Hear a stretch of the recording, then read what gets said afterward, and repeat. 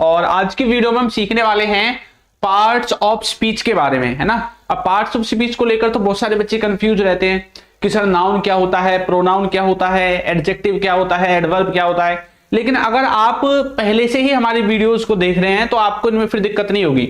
लेकिन अगर आप हमारी वीडियोस नहीं देखते हैं तो हो सकता है कि आपको दिक्कत हो, ठीक है।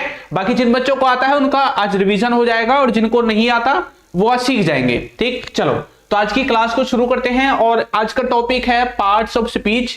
हिंदी में इसको बोलते हैं शब्द भेद, ठीक है। और इस टॉपिक के अंदर ये जितने भी आपको सब टॉपिक्स दिख रहे हैं, noun, pronoun, adverb, adjective, verb, interjection, conjunction, preposition, ठीक है, ये जितने भी हैं इन सभी को हम कवर करते हैं। तो चलिए वीडियो को शुरू करते हैं और सभी बच्चे वीडियो को लाइक जरूर कर देंगे, ठीक है। चलिए तो सबसे पहले आपको ये जो पार्ट्स ऑफ स्पीच है ना, इनके बारे में पता होना चाहिए कि भाई ये पार्ट्स ऑफ स्पीच है क्या आखिर में, है ना। आपने बहुत बार सुना है पार्ट्स ऑफ स्पीच, लेकिन इसका मीनिंग क्या है, अर्थ क्या है, ये आपको पता होना चाहिए। देखो स्पीच का मतलब सुनो पहले, स्पीच का मतलब क्या होता है, ठीक है। आपने कुछ भी, मान लो आपने कुछ भी लिखा, ठीक, जैसे मैंने बोला ही इज गोइंग देयर, ठीक है। ये एक छोटा सा सेंटेंस मैंने लिखा। स्पीच का मतलब होता है जो भी सेंटेंस हम बोलते हैं, जैसे बोलते हैं ना मंत्री जी स्पीच दे रहे हैं अभी, तो मतलब वो जो भी बोल रहे हैं, भाषण जो भी बोल रहे हैं, भाषण यानी कि हम जो भी बोली बोलते हैं, जो भी हम लाइन बोलते हैं उसको स्पीच बोल देते हैं। तो ये है आपकी स्पीच। क्या है ये? स्पीच है। अब जो भी बोलते हैं लिखते हैं वो सब स्पीच के अंदर ही आता है, यानी कि एक सेंटेंस। स्पीच मतलब सेंटेंस, ठीक है। अब ये जो सेंटेंस है इसका पूरा टॉपिक का नाम क्या है? Parts of speech. इस स्पीच के, इस सेंटेंस के पार्ट्स हैं अलग अलग। भाई एक ही हो गया, एक ही हो गया, एक ही हो गया, एक ही हो गया, यानी कि इसके अलग अलग वर्ड्स। हम क्या पढ़ते हैं पार्ट्स ऑफ स्पीच में? एक सेंटेंस के जो अलग अलग वर्ड्स हैं उनका जो काम है सेंटेंस में, ठीक है, उसके आधार पे हमने इनको एक नाम दिया होगा। भाई ये यहां पे सेंटेंस है, इस सेंटेंस में ही का अपना एक अलग काम होगा और इसके काम के हिसाब से इसको मैंने नाम दिया होगा कुछ ना कुछ। इसका अपना एक अलग काम होगा, इसके हिसाब से इसको नाम मिला है। गोइंग का अलग होगा, देयर का अलग होगा। तो इनके काम के आधार पर इनको नाम दिए गए हैं और वो जो नाम है वो यही 8 प्रकार के हैं, ठीक है। इसमें से किसी को नाउन बोलेंगे, किसी को प्रोनाउन, किसी को एडजेक्टिव, किसी को वर्ब, किसी को एडवर्ब, किसी को प्रीपोजिशन, किसी को कंजक्शन, बस यही है, ठीक है। तो ये जो सेंटेंस है इसमें जो शब्द हैं उनको हमने उनके काम के आधार पर एक नाम दिया और उस नाम के अंदर ही ये 8 टॉपिक्स आते हैं जिनको हम पार्ट्स ऑफ स्पीच के अंदर पढ़ते हैं, ठीक है। इतनी डिटेल में आज तक आपने कहीं भी नहीं देखा होगा कि इसकी डेफिनेशन ये होती है। आपने रटी रटाई डेफिनेशन कहीं ना कहीं से रट ली होगी किताब से और वही आपने हो सकता है आपको याद हो आज तक, ठीक है। लेकिन आज आपको रियल मीनिंग पता चला है कि पार्ट्स ऑफ स्पीच आखिर होते क्या हैं। चलो अब एक एक करके इनको पढ़ते हैं और इनके बारे में सीखते हैं, ठीक है। तो आप कितना ही बड़ा सेंटेंस देखो, किताब में देखो, अपने कहीं पे भी देखो, आप किसी को बोलते हुए देखो, सुनते हुए देखो, उस सेंटेंस के वर्ड्स पर फोकस करना। वो वर्ड्स कहीं ना कहीं इनके अंदर आपको देखने को मिलेंगे। ये जो 8 प्रकार के 8 टाइप्स के आपको यहाँ पे ये जो टॉपिक दिख रहे हैं इन्हीं के अंदर देखने को मिलेंगे। अब बच्चे तो इन टॉपिक्स से भी डरते हैं। जिस आसान भाषा में आपको ये समझ में आ गया ना, ये भी समझ में आएगा। अब देखना कैसे आएगा, ठीक है। मैं आपको किताबी भाषा में तो समझाऊंगा नहीं भाई ये नाउन है, ये प्रोनाउन है, ये इसकी डेफिनेशन है, ऐसे नहीं। आपको एक बिल्कुल छोटे से एग्जाम्पल के द्वारा इन सारी चीजों को मैं समझा दूंगा, ठीक है। चलो तो कैसे समझेंगे? सबसे पहले एक व्यक्ति को हम लेते हैं। ध्यान रखना आपका मैं कॉन्सेप्ट क्लियर करा रहा हूं, ठीक है। कुछ बच्चे होंगे जो बीच में भाग जाएंगे, अगर आपको भागना है तो भाग जाओ, कोई दिक्कत नहीं है। जिनको सीखना है वो रुक जाएंगे, ठीक है। लेकिन आज जो बच्चा रुक गया वो कभी भी पार्ट्स ऑफ स्पीच पे कभी नहीं रुकेगा, इंग्लिश में अटकेगा नहीं कभी भी, वो आगे ही जाएगा, ठीक है। चलो करें स्टार्ट। देखो ये एक लड़का है, ठीक है। अब यहां पे क्या होता है, ये जो लड़का है इस लड़के का नाम हम रखते हैं राहुल। क्या रखते हैं? राहुल। इस लड़के का नाम है राहुल। क्या नाम है? राहुल। अब ये राहुल के घर गया मैं सुबह सुबह, ठीक है। सुबह सुबह मैं राहुल के घर गया और मैंने घर पे जाके देखा कि राहुल क्या कर रहा है। मैंने देखा कि राहुल भैया, जैसे मान लो छोटा एग्जांपल लेते हैं, टीवी देख रहा है, ठीक है। तो मैंने लिख दिया हिंदी में, चलो इंग्लिश में लिख देते हैं, राहुल क्या देख रहा है? टीवी। तो इंग्लिश बनेगी राहुल इज वॉचिंग टीवी, ठीक है। इसका हिंदी में मतलब क्या है? राहुल राहुल टीवी देख रहा है, टीवी देख रहा है, यही होता है ना, इतना तो आपको आता ही होगा, है ना। सबसे आसान सेंटेंस है प्रेजेंट कॉन्टिन्यूअस टेंस का। मैंने देखा कि राहुल क्या देख रहा है, टीवी। मैंने पहले देखा राहुल को, फिर देखा राहुल के भाई को, फिर राहुल की बहन को, फिर इसकी मम्मी को, फिर इसके पापा को, फिर इसके पड़ोसियों को देखा, फिर इनके घर में कुत्ता बिल्ली कुछ भैंस वैंस वो भी उनको भी देखा, चेयर कुर्सी मेज इनको भी देखा। तो ये जो चीजें मैं देख रहा हूं, इतनी सारी चीजें मैंने देख ली, ठीक है। इन चीजों को मैं पहचानता कैसे हूं, इनके नाम से। इनका कुछ ना कुछ तो नाम होगा भाई। ये जो है, अब वैसे तो ये शरीर है किसी का, है ना, बॉडी है, इस बॉडी का नाम हमने रख दिया राहुल, रख दिया। अब ये है, ये भी कुछ ना कुछ होगा, ठीक है। इसका नाम हमने रख दिया पेन, ये भी कुछ ना कुछ मशीन होगी, इसका नाम रख दिया घड़ी। तो ऐसे इनके घर में जितनी भी चीजें मुझे मिली, सबका कुछ ना कुछ नाम है, और उनके नाम से ही मैं उनको जानता हूं, ठीक है। चाहे इनके पापा हो, मम्मी हो, या घर में कोई कैसी भी सामान हो, लिविंग थिंग्स हो या नॉन लिविंग थिंग्स हो, ठीक है। तो जब भी किसी चीज का नाम लेकर हम उसे बुला रहे हैं, क्या कर रहे हैं, किसी चीज का नाम लेकर बुला रहे हैं, ठीक है, तो उसी चीज को कहते हैं नाउन। क्या बोलते हैं, नाउन। अब नाउन के अंदर ये सभी चीजें आ जाती हैं। देखो, नाउन का मतलब होता है, noun is equals to name, ठीक है, मैथ में पढ़ा होगा ना, इक्वल्स टू। तो नाउन का मतलब होता है नेम, नेम यानी कि नाम। अब ये नाम किसी का भी हो सकता है, किसी व्यक्ति का हो सकता है, किसी जगह का हो सकता है, किसी वस्तु का हो सकता है, किसी की फीलिंग्स का हो सकता है। यानी कि जितने भी नाम धरती पे ब्रह्मांड में पाए जाते हैं, उन सभी को अगर आप उसको उनके नाम से बुला रहे हैं, उन चीजों को, तो वही चीज आपकी क्या कहलाती है, नाउन कहलाती है, यानी कि नाम, ठीक है। इसको हिंदी में भी बोलते हैं, हिंदी ग्रामर जिनको आती है, कैसे लिखते हैं भाई, ऐसे लिखते हैं ना, हाँ, इसको हिंदी में बोलते हैं संज्ञा। ये संज्ञा शायद है ना, इसको ढंग से लिख देते हैं, हिंदी में बोलते हैं संज्ञा, ऐसे लिखते हैं शायद, ठीक है। तो हिंदी में इसको संज्ञा बोलते हैं। अब ये जो नाउन है ना, नाउन किसी भी चीज का नाम आज के बाद आप अपने सेंटेंस में यूज कर रहे हैं। अभी मैंने राहुल बोला, कल को यहाँ पे शीला लिख दूंगा, परसों मुन्नी लिख दूंगा, उससे अगले दिन यहाँ पे कुर्सी लिख दूंगा, टेबल चेयर घड़ी मेज टीवी, कुछ भी लिख दूं मैं यहाँ पे, ठीक है। भैंस बकरी गाय पेड़ पौधा, किसी जगह का नाम दिल्ली यूपी बिहार, कुछ भी अगर मैं उसका नाम बोल रहा हूं तो वो नाउन है। नाउन कोई ऐसा नहीं है कोई फंक्शन है उसमें से आपको मतलब कुछ जमा घटा करके लिखना पड़ेगा, नहीं, बस किसी का भी नाम आप बोल रहे हैं ले रहे हैं, वही नाउन है बस, ठीक है। अब देखो नाउन की डेफिनेशन जो मैंने लिखवा रखी है, एक ही बार में समझ में ना आ जाए तो बताना। क्या लिख रखी है, नाउन में आपने यही डेफिनेशन पढ़ी होगी, किसी भी चीज का नाम अगर आप ले रहे हैं वही नाउन है। अब वो चाहे किसी व्यक्ति का नाम हो, किसी किताब का नाम हो, किसी एरिया का नाम हो, ठीक है, किसी भी वस्तु का नाम हो, किसी कैसा भी नाम हो, नाम है नाउन है, नाम नहीं है तो वो नाउन नहीं है, ठीक है। ऐसे आपको समझना है, ठीक, आगे समझ में। अच्छा देखो कुछ बच्चे ऐसे हैं जो बोलते हैं कि सर हमें कोर्स चाहिए, तो कोर्स आप ले सकते हैं, हमारी एप्लीकेशन डाउनलोड करनी पड़ेगी, alpha spoken English play store पे आपको मिलेगी, ठीक है। और इसी में हमारे जितने भी कोर्सेज वगैरह हैं वो सब के सब आपको इसी में मिलते हैं।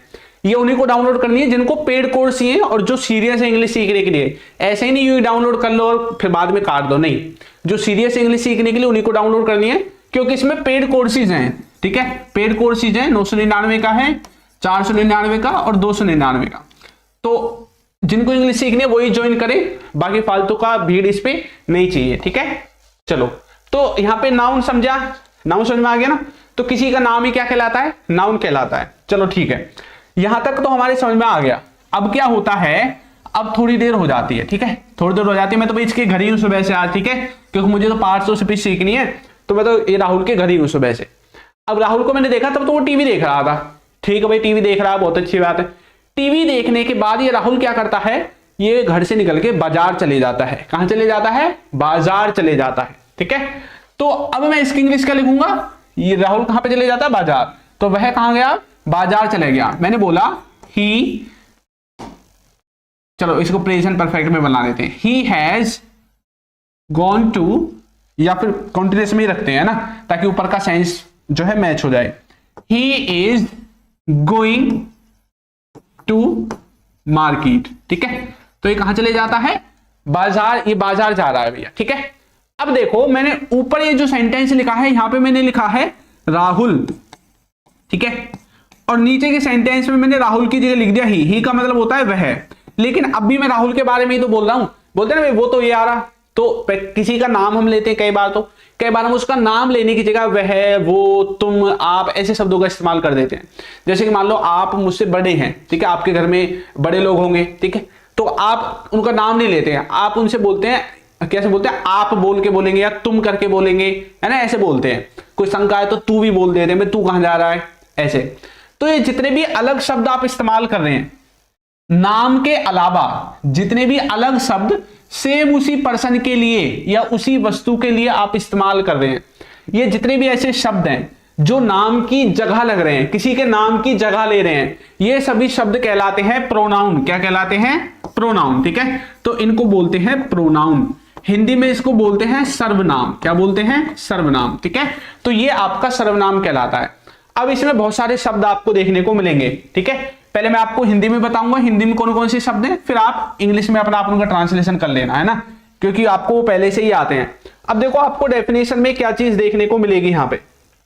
ठीक है, चलो मैं आपको दिखाता हूं कुछ लिखा हुआ। जैसे कि हिंदी में हम कोई लड़का है, लड़के की जगह उसका नाम ना लेके क्या बोलेंगे? वह आ रहा है, वो आ रहा है ना, उसने ये सब कर दिया। ठीक है, उसने, उसका, ये जितने भी ऐसे शब्द आपको दिख रहे हैं, ये जो दिख रहे हैं, ये हमने किसी के नाम की जगह इस्तेमाल किए हैं। ये सब के सब क्या हैं? हिंदी में सर्वनाम है और इंग्लिश में इनको कहते हैं प्रोनाउन। इंग्लिश में कैसे लिखेंगे इनको? जैसे ही हो गया। ठीक है, किसी लड़के के लिए ही लिखेंगे, कोई लड़की है तो शी लिख देंगे, कोई वस्तु है तो इट लिख देंगे। इसी तरह से आई, वी, यू, दे, ये जितने भी शब्द आपको दिख रहे हैं, आप बोलेंगे सर इनको तो सब्जेक्ट में इस्तेमाल करते हैं। भैया ये सब्जेक्ट में इस्तेमाल होने वाले शब्द ही तो आपके क्या होते हैं? ये प्रोनाउन होते हैं। बस नाम मत लिखो किसी का। ये जितने भी शब्द आप सब्जेक्ट में इस्तेमाल करते हैं ना, इन्हीं को प्रोनाउन बोलते हैं। क्या बोलते हैं? प्रोनाउन बोलते हैं। ठीक है, ठीक है, समझ में आ गया? क्या बोलते हैं? प्रोनाउन बोलते हैं। प्रोनाउन यानी कि सर्वनाम। तो प्रोनाउन यानी कि किसी का नाम ना लेकर के किसी नाम की जगह कुछ और शब्द का इस्तेमाल करना ही प्रोनाउन कहलाता है। अब देखो प्रोनाउन की डेफिनेशन आपको एक ही बार में दिमाग में बैठेगी। अभी मैंने क्या बोला? नाम की जगह कुछ और शब्द इस्तेमाल करेंगे तो प्रोनाउन बन जाएगा वो शब्द। ठीक है, और नाम को बोलते हैं नाउन। तो नाउन की जगह जो शब्द इस्तेमाल होता है उसी को प्रोनाउन बोलते हैं। तो डेफिनेशन क्या कहती है? Pronoun is a word, pronoun वो शब्द है जो संज्ञा के स्थान पर, which is used on the place of noun, जो संज्ञा के स्थान पर इस्तेमाल होता है। तो प्रोनाउन कौन सा शब्द है? जो किसी नाम की जगह लगता है, जो किसी संज्ञा की जगह लगता है। ठीक है, उसी को हम बोलते हैं प्रोनाउन। ठीक, देखो यहां पे मैंने नाम इस्तेमाल किया है Ram didn't come as he was ill. तो राम नहीं आया। क्यों नहीं आया? क्योंकि राम बीमार था। हमने यहां पे राम का लिख दिया नाम, लेकिन आगे मैंने इसका नाम नहीं लिखा। ये अलग सेंटेंस है भैया, ही वाज इल। यहां पे मैंने राम की जगह ही लिख दिया। मैं यहां पे भी लिख सकता था राम डिडंट कम, क्योंकि राम वाज इल, राम बीमार था। लेकिन ये प्रोनाउन की एक दूसरी बात और है, वो क्या है कि नाउन को बार बार हम इस्तेमाल नहीं कर सकते सेंटेंस में। आप बोलोगे सर क्यों नहीं कर सकते? क्योंकि ये अंग्रेजों का लफड़ा है, वो एक चीज को बार बार पसंद नहीं करते। ठीक है, तो यानी कि नाउन, ये नाउन जो है इसकी रिपीटेशन को बार बार, अब ऐसे बोलूंगा मैं Ram didn't come, Ram was ill, Ram was going, सब में राम राम लगाऊंगा तो बुरा सा लगेगा हमें भी, है ना। तो मैं क्या करता हूं, राम की जगह प्रोनाउन इस्तेमाल कर देता हूं जो है ही, लड़के के लिए।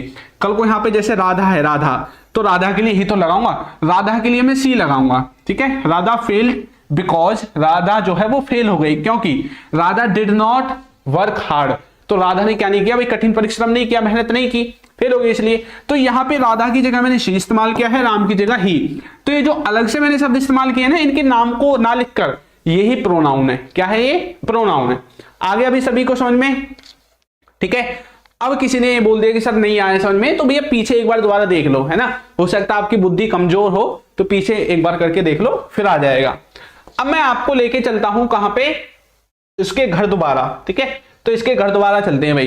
तो इसके घर से दो चीजें तो सीख ली, एक नाउन सीख लिया, एक प्रोनाउन। अब आप बोलोगे सर प्रोनाउन में क्या सारी चीजें आ जाती हैं? हाँ, ये जितने भी आप देखते हैं ना हिंदी में, मैं, आप, तुम, वो, ठीक है, ये जितने, इनकी जो इंग्लिश है ना वो सभी प्रोनाउन है। प्रोनाउन चार्ट भी आपने देखा होगा, एक लाइन में लिखा होगा सिंगुलर, प्लूरल, पर्सन, कॉन्सेप्ट, ऐसा कुछ है ना। दूसरी लाइन में लिखा होगा ही, सी, it, I, we, you, they.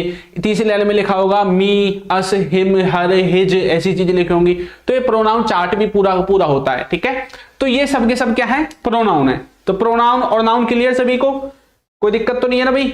Noun pronoun में कोई दिक्कत हो तो बता देना। ठीक है, मेरे हिसाब से तो क्लियर है, इसमें कोई दो राय होनी नहीं चाहिए, ठीक है। चलो आगे बढ़े, नाउन प्रोनाउन तो हो गया क्लियर। अब चलते हैं आगे की तरफ, ठीक है। अब क्या होता है, ये जो राहुल है ना, ये जो राहुल है, इसके पड़ोस में एक पड़ोसन है ना, चलो एक इसका दोस्त है उसके ले लेते हैं, ठीक है। ये इसका एक दोस्त है नया, ठीक है। ये राहुल का एक नया दोस्त है भैया, ये रहा, ठीक है। ये देखो चमक गया ना एकदम, ठीक है। कॉलर वाली बुरशर्ट पहना देते हैं इसको, ठीक है। ये रहो, ठीक है। ये एक राहुल का दोस्त है, इसको ही खत्म कर देते हैं, आगे बनाने की जरूरत नहीं है। ये राहुल का एक नया दोस्त है, इसका नाम है राजू। क्या है? राजू।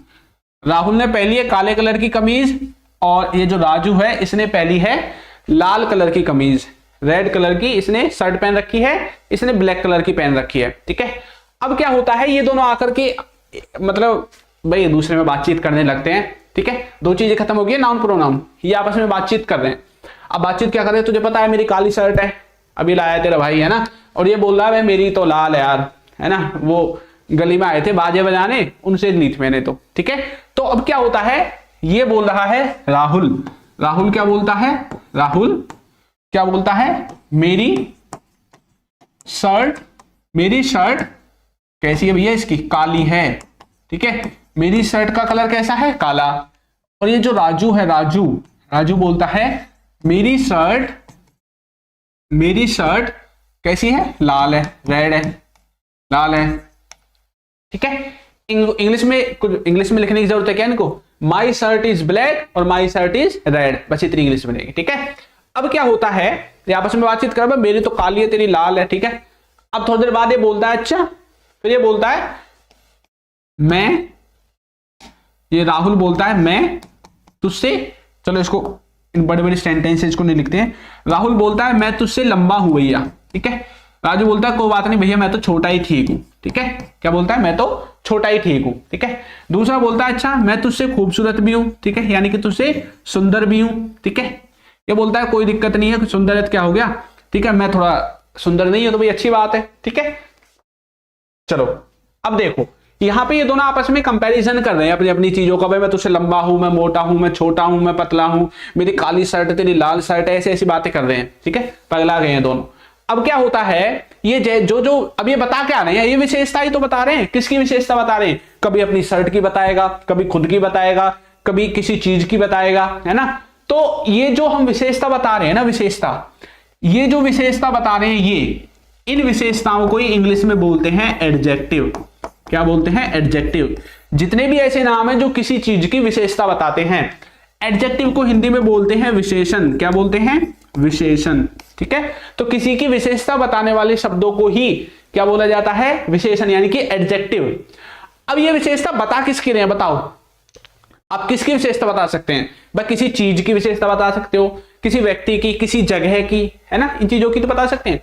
और ये सभी चीज हमने किस में काउंट की थी, अगर इनका नाम है तो नाउन में काउंट की थी, और नाउन नहीं बोलना चाहते तो प्रोनाउन बोल दो, यानी कि नाउन बोल दो या प्रोनाउन, बात एक ही है। हम एक ही चीज के बारे में बात करेंगे, मैं इसका नाम ले लूं या इसके नाम की जगह कुछ और इस्तेमाल कर लूं, बात तो मैं इसकी करूंगा, तो ये नाउन और प्रोनाउन दोनों में कवर हो जाएगा, है ना, एक ही व्यक्ति।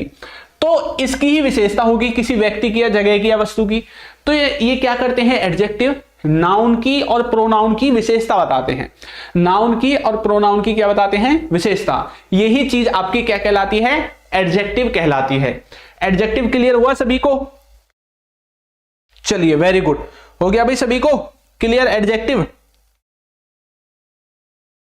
चलो अब मैं आपको इसकी डेफिनेशन दिखाता हूं, है ना, डेफिनेशन बहुत जरूरी है भैया दिखानी। देखो ये एडजेक्टिव क्या करते हैं, साफ साफ पढ़ लो, वही लिखा हुआ है जो मैंने आपको समझाया है। क्या लिखा हुआ है, an adjective is a word, adjective वो शब्द है विच, क्या लिख दिया, क्वालिटीज और डिस्क्राइब, हाँ ऐसे लिख दो, विच शोज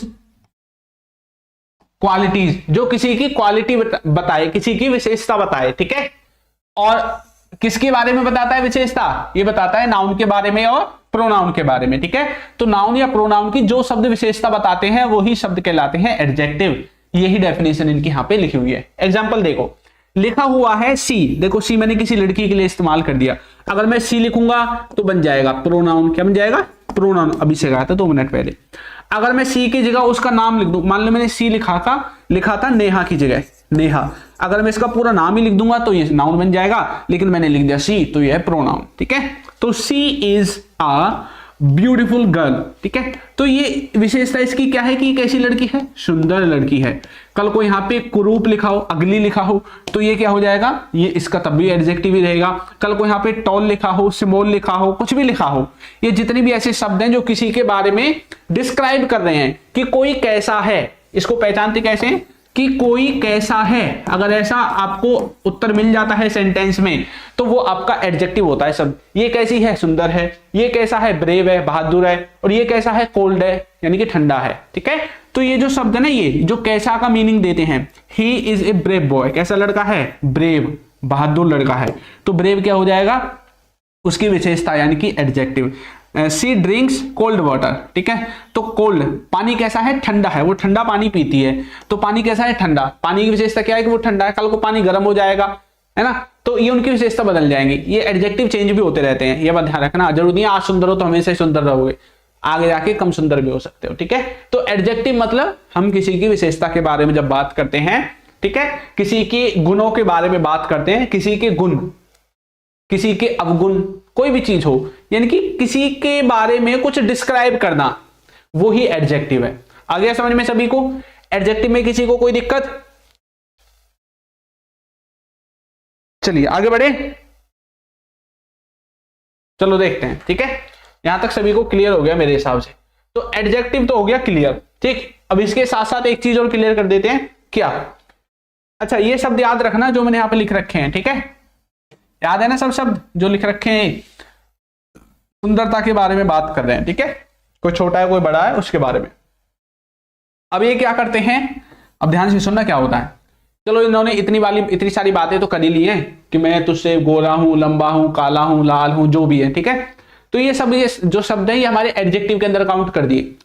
अब ये बोलता है अच्छा मैं भी लाऊंगा कल काली शर्ट। ठीक है, अब ये क्या करता है, ये जो ये लाल शर्ट पहने बैठा है ना, ये भी बेचारा काली शर्ट ले आता है। भाई राहुल के देखा देख। ठीक है, ये भी ले आया कल को काली शर्ट। क्या ले आया, काली शर्ट ले आया। और इसने कॉम्प्लेन पी के अपनी हाइट भी बढ़ा ली। अब छोटा नहीं है, अब ये भी बड़ा हो गया, यानी कि लंबा हो गया। अब ये भी सुंदर हो गया। और ठीक है, अब इनमें फिर इन्होंने बोला देख अब मैं 3 साल बाद मिलाऊं तुझसे, अब देख तेरा भाई काली शर्ट है, जैसे तुझ पे शर्ट है ऐसी काली मुझ पे है, जितना लंबा तू है उतना ही लंबा मैं हूं, ऐसी बातें करने लगे।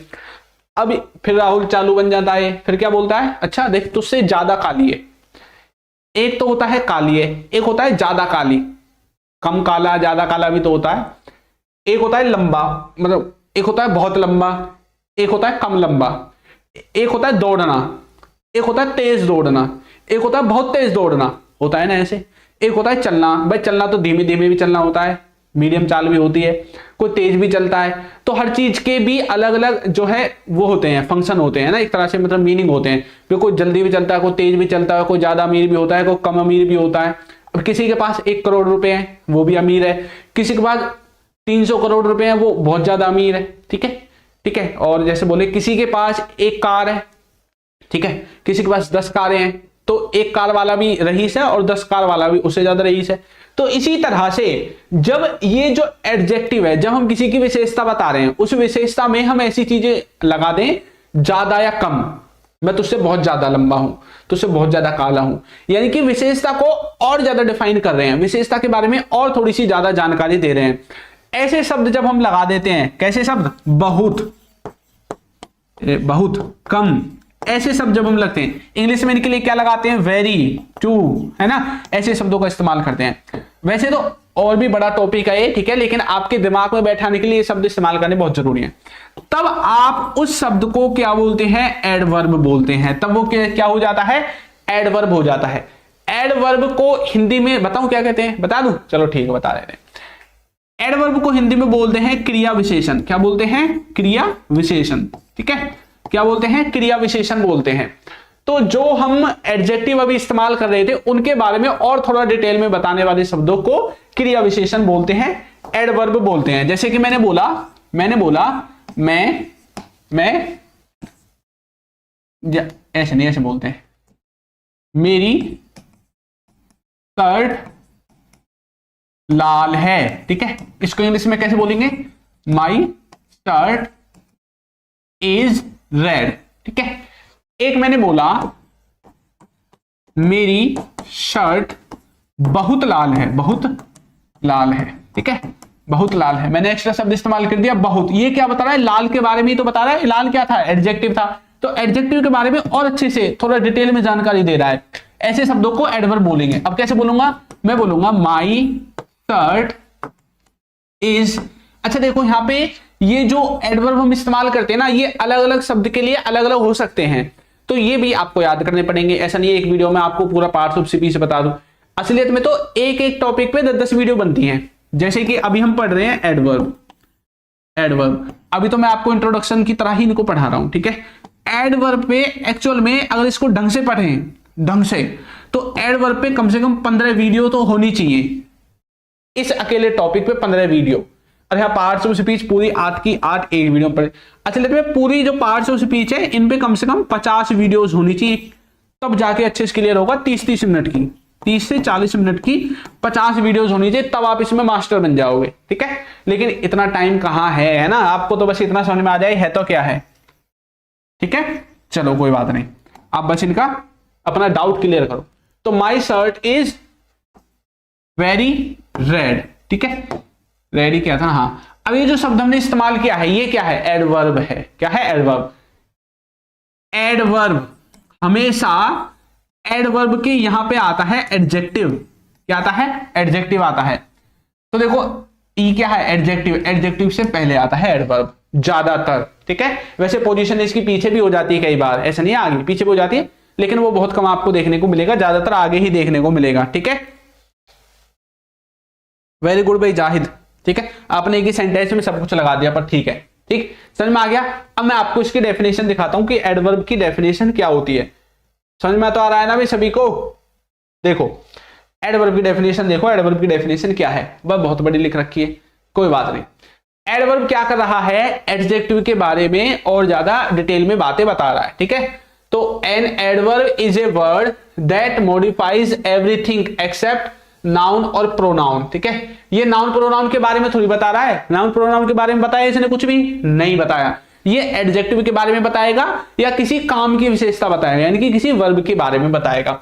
नाउन और प्रोनाउन के बारे में तो एडजेक्टिव बताते थे, एडवर्ब खुद एडजेक्टिव की भी बता देगा और एडजेक्टिव के अलावा और जो शब्द उनकी भी बता देता है। ज्यादातर ये नाउन उसकी एडजेक्टिव की और वर्ब की आपको देखने को मिलेगा, उनकी विशेषता बताता हुआ। ठीक है, चलो जो शब्द नाउन तथा प्रोनाउन इनको छोड़ करके बाकी जो पार्ट्स ऑफ स्पीच के जो शब्द बच जाते हैं, जो पार्ट्स बच जाते हैं, उनके बारे में कुछ एक्स्ट्रा डिफाइन कर देते हैं, उनको ही हम एडवर्ब कहते हैं। क्या कहते हैं? एडवर्ब। देखो मैंने बोला ही राइट्स करेक्टली।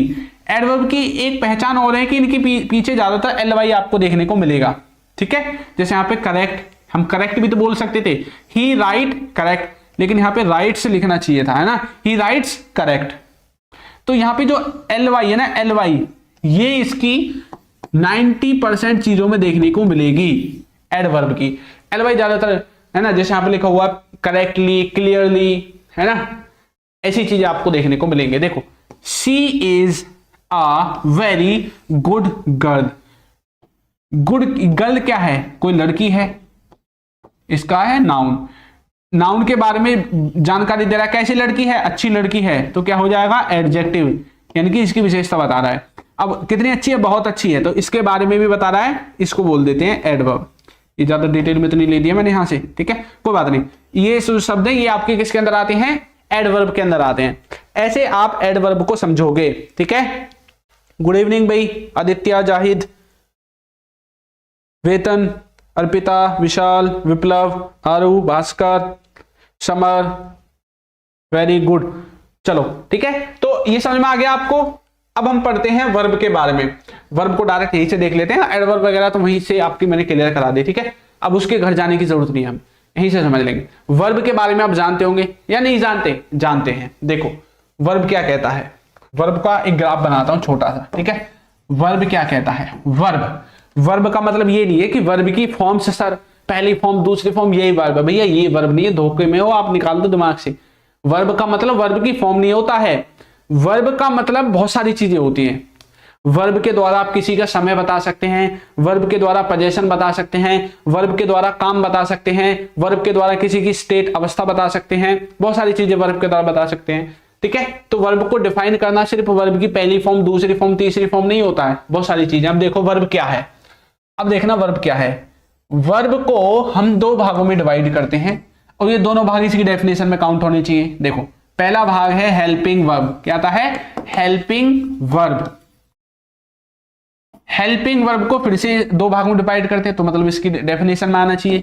एक तरफ आपका आता है मॉडल्स, एक तरफ आपका आता है प्राइमरी ऑक्सिलरी वर्ब। क्या है पूरी डेफिनेशन?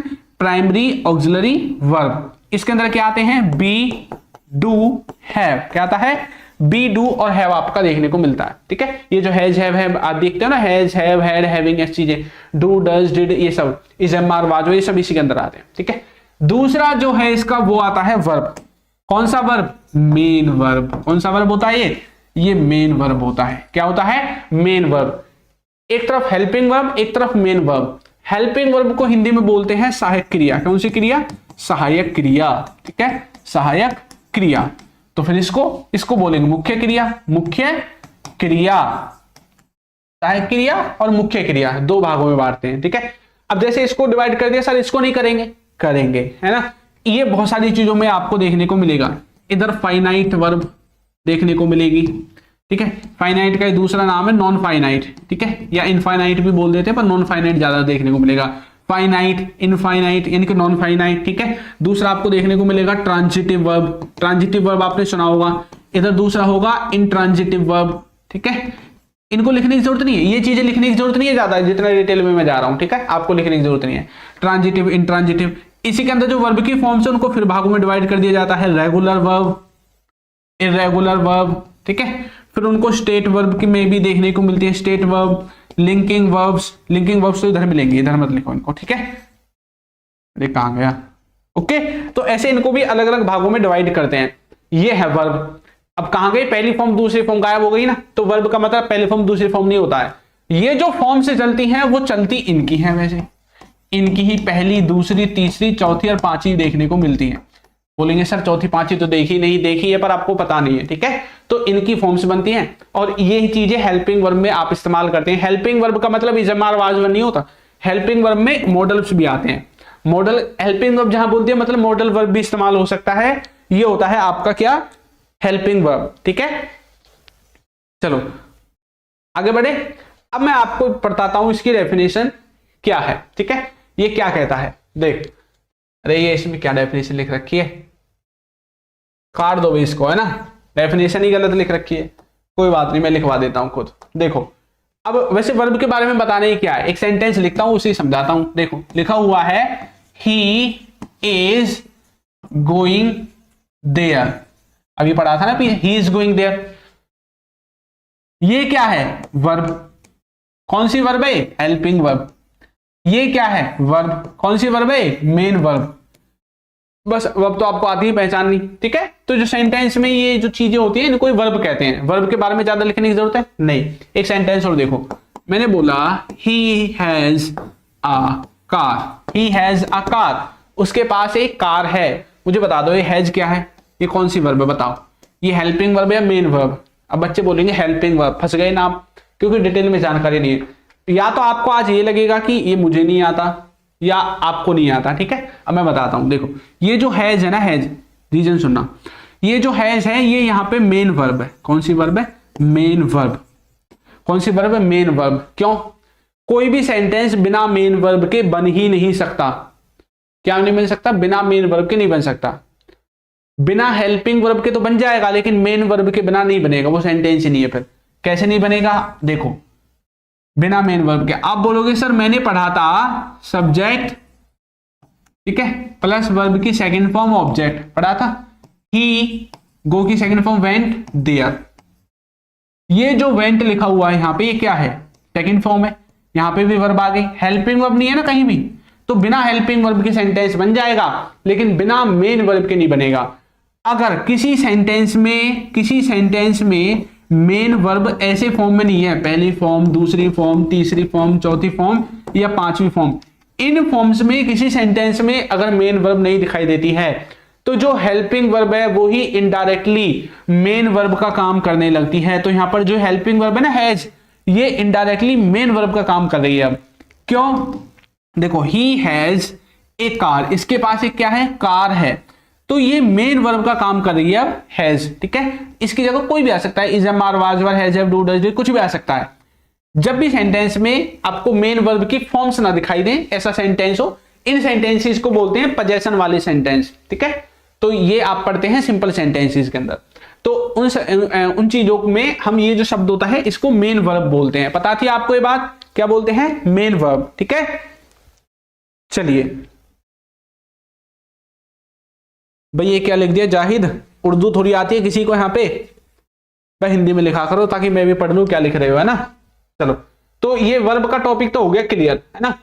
अब देखो अगर किसी को पीडीएफ वगैरह चाहिए क्लासेस की तो फ्री में मिलेगी टेलीग्राम पे, ज्वाइन कर लेना, इंग्लिश विद चिंटू के नाम से टेलीग्राम आपको मिल जाएगा। ठीक है, बाकी फेसबुक इंस्टाग्राम आपके दो है ही, चलाते हो, रील देखते हो तो भैया इसको भी कर लेना सब्सक्राइब। ठीक है, चलो अब जल्दी जल्दी से आपको आगे बढ़ाते हैं प्रीपोजिशंस की तरफ। ये प्रीपोजिशन क्या चीज है, प्रीपोजिशन क्या चीज है, क्या करता है भैया प्रीपोजिशन, पता है किसी को क्या करता है, बताओ प्रीपोजिशन क्या करता है। प्रीपोजिशन क्या करता है, प्रीपोजिशन, पोजीशन बोल रहा है भैया, किसकी पोजीशन, किसकी पोजीशन है, पोजीशन बताना किसी की पोजीशन बताना, किसकी पोजीशन, किसी की भी बता दो, है ना, इस पेन की बता दो या अब किसी और की बता दो, है ना। देखो पोजीशन क्या होता है, प्रीपोजिशन क्या होता है, पहले ये चीज समझो, ये बताता किसकी पोजीशन है, लिखा हुआ है प्री प्लस में पोजीशन, बन गया इक्वल्स टू प्रीपोजिशन, प्रीपोजिशन। ये किसी की पोजीशन बताने के लिए उस शब्द से पहले लगेगा। तो प्रीपोजिशन लगता है किससे पहले, किसी भी ऑब्जेक्ट से पहले। ऑब्जेक्ट के अंदर नाउन भी हो सकता है, प्रोनाउन भी। यहां पे क्या हो सकता है, या तो नाउन होगा या प्रोनाउन होगा। ठीक है, ये ऑब्जेक्ट होता है, ऑब्जेक्ट के पहले लगता है, ऑब्जेक्ट के पहले लगता है प्रीपोजिशन।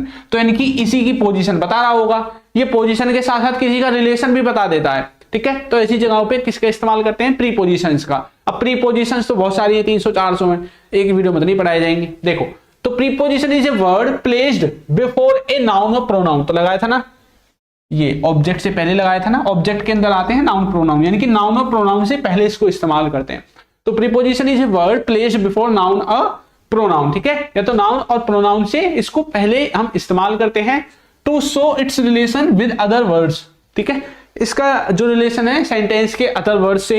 अब अदर वर्ड्स में दूसरा कोई भी चीज हो, चाहे वो दूसरा भी नाउन प्रोनाउन ही क्यों ना हो, ठीक है, या और कुछ भी हो, तो सेंटेंस में इसको नाउन प्रोनाउन से पहले लगाते हैं ताकि इसका जो संबंध है, जो जिनसे पहले हम इसको लगा रहे हैं, किसी सेंटेंस के दूसरे शब्दों से हम दिखा सकें या किसी की पोजीशन हम दिखा सकें, वहां पर हम प्रीपोजिशंस का इस्तेमाल करते हैं। ठीक है, अब इसमें शब्द कैसे कैसे आते हैं, जैसे कि आपने देखा होगा एट, देखा है, in, on, onto, into, towards, from, ये जितने भी शब्द हैं ये आपके प्रीपोजिशंस के अंदर काउंट होते हैं। किसके अंदर, प्रीपोजिशंस के अंदर काउंट होते हैं। ठीक है, भाई सिंगर बोल रहा है सर इसी दिन आते हो क्या live,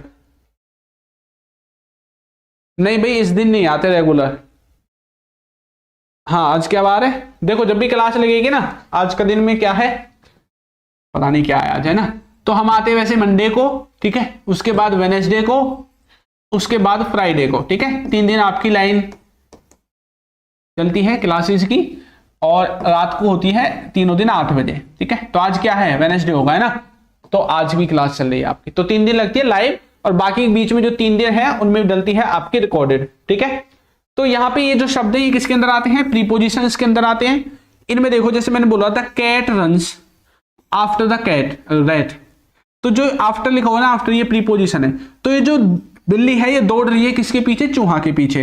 he is going to school, तो ये जो व्यक्ति है ये कहां जा रहा है, स्कूल, किसी ने कनेक्ट किया, टू ने। ठीक है, cat is on the table, तो ये जो कैट है ये कहां पे है, टेबल पे है, तो बिल्ली कहां पे है, टेबल के ऊपर है, तो ये जो ऑन है ये हमें इसकी पोजीशन बता रहा है। तो पोजीशन और किसी की जो है दूसरे सेंटेंस के दूसरे वर्ड से रिलेशन बताने में भी हम इन्हीं का इस्तेमाल करते हैं। ठीक है, आगे अभी सभी को समझ में? चलो आगे देखते हैं। ठीक है, प्रीपोजिशंस हो गए, अब रह गए आपके कंजक्शन रह गए। कंजक्शन देखते हैं ना। चलो, जैसे प्रीपोजिशन है ऐसे ही कंजक्शन है। देखो प्रीपोजिशन कंजक्शन में अंतर क्या है? प्रीपोजिशन पोजीशन बता रहे हैं या रिलेशन बता रहे हैं, जबकि कंजक्शन को हिंदी में बोलते हैं, सॉरी दूसरे शब्दों में बोलते हैं जॉइनिंग वर्ड्स, जोड़ने वाले शब्द। क्या बोलते हैं? Joining words. ठीक है, तो कंजक्शन क्या करते हैं? एक सेंटेंस और दूसरे सेंटेंस इन दोनों को जोड़ देते हैं, यानी कि दो शब्दों को, दो वर्ड्स को, दो फ्रेजेस को, इन चीजों को जोड़ने का काम करते हैं कंजक्शन। तो इनको बोलते हैं जॉइनिंग वर्ड्स। ठीक है, जॉइनिंग वर्ड्स के नाम से इनको जानते हैं, जोड़ने वाले शब्द। ठीक, तो लिखा हुआ है conjunction is a word used to join. ये जॉइन करने का काम आता है किसको? दो शब्दों को, क्लोजेस को, सेंटेंसेस को, फ्रेजेस को, उनको जोड़ने का काम करते हैं। अब जोड़ते कैसे शब्द हैं? जैसे कि कैसे कैसे शब्द आते हैं इसमें? एंड हो गया, और हो गया, बट हो गया, बिकॉज हो गया। ऐसे जो शब्द आप देखते हैं ना, ऐसे वाले शब्द, ये सब के सब आपके कंजक्शन के अंदर आते हैं। किसके अंदर आते हैं? कंजक्शन के अंदर आते हैं। कंजक्शन में आप इनको इस्तेमाल करते हैं। ठीक है, चलो देखें, जैसे मैंने बोला हरी एंड गोपाल केम हियर, हरी और गोपाल इधर आए। तो यहां पे एंड से हमने हरी को और गोपाल को, दोनों अलग अलग व्यक्ति हैं, अलग अलग शब्द हैं, दोनों को जोड़ दिया किसने? एंड ने। Mohan is poor but honest, Mohan गरीब पर ईमानदार है। तो गरीब भी है और ईमानदार भी है, दोनों को जोड़ा किसने? बट ने। तो डू और डाई, करो और मरो। तो और क्या है? और है आपका यहाँ पे कंजक्शन। तो ये शब्दों को जोड़ रहा है, सेंटेंसेस को भी जोड़ देते हैं बड़े बड़े को। ठीक है, फ्रेजेस को भी, जिसको जोड़ना चाहे जोड़ देते हैं। फेविक्विक का काम करते हैं। फेविक्विक लिख लो इसके साइड में। ठीक है, फेविक्विक 2 मिनट में जोड़ दे। ठीक है, चलो, तो ये होते हैं आपके कंजक्शन। अब आता है इंटरजेक्शन। भाई इंटरजेक्शन क्या है? इंटरजेक्शन कुछ भी नहीं है, जो मैं बताऊंगा उसको ध्यान से सुन लेना बस। इंटरजेक्शन है क्या? इंटरजेक्शन क्या है? इंटरजेक्शन है हम जब अपनी फीलिंग्स को जाहिर करते हैं किसी को। अब जैसे मैं खुश हूं भैया, है ना, तो ये फीलिंग में जाहिर कर रहा हूं।